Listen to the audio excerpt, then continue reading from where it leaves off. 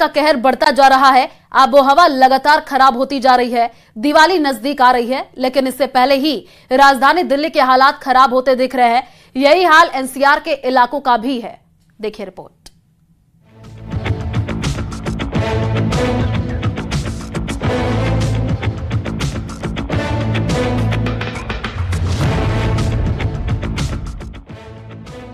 आसमान में धूल और दूर दूर तक धुआं दिखाई दे रहा है। ये हाल दिल्ली एनसीआर का है। अभी दिवाली भी नहीं आई, लेकिन इससे पहले ही राजधानी दिल्ली की हालत बिगड़ने लगी है।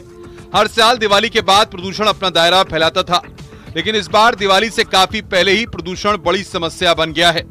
दिल्ली एनसीआर में सुबह और शाम को घर से बाहर निकलना मुश्किल हो रहा है, क्योंकि बाहर प्रदूषण सांसों के लिए खतरा बन गया है। नोएडा हो, गाजियाबाद हो या गुरुग्राम, सड़कों पर धुंध की चादर देखने को मिलती है। सुबह स्कूल और दफ्तर जाने वाले लोगों को बाहर निकलना मुश्किल हो गया है। हवा की क्वालिटी लगातार खराब होती जा रही है और दिवाली के बाद तो प्रदूषण की समस्या ज्यादा होने की आशंका है। दिल्ली के कई इलाकों में एयर क्वालिटी इंडेक्स 300 को पार कर चुका है। इससे अंदाजा लगाना ज्यादा मुश्किल नहीं है कि लोग कितनी परेशानी में जी रहे हैं।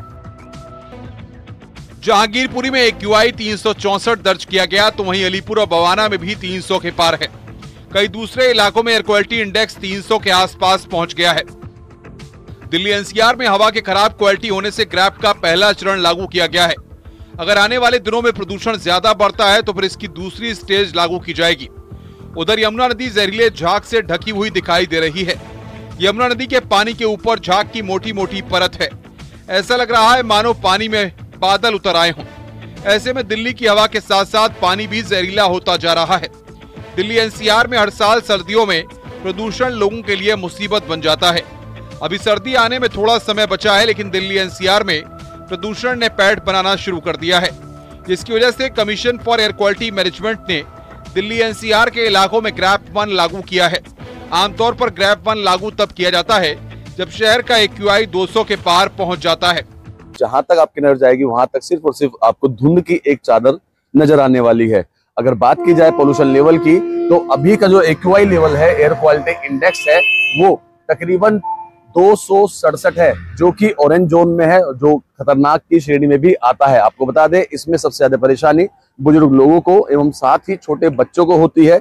अस्थमा और दमा के मरीजों को भी खासी दिक्कतों का सामना करना पड़ता है।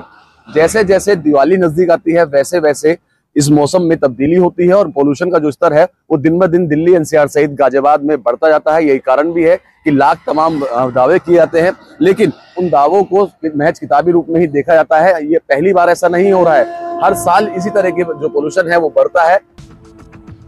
वहीं नोएडा में कई हॉट स्पॉट पर नजर रखी जा रही है। पहला चरण AQI 201 से 300 यानी खराब होने पर लागू किया जाता है। दूसरा चरण AQI 301 से 400 होने पर, जो बहुत खराब माना जाता है, तब लागू होता है।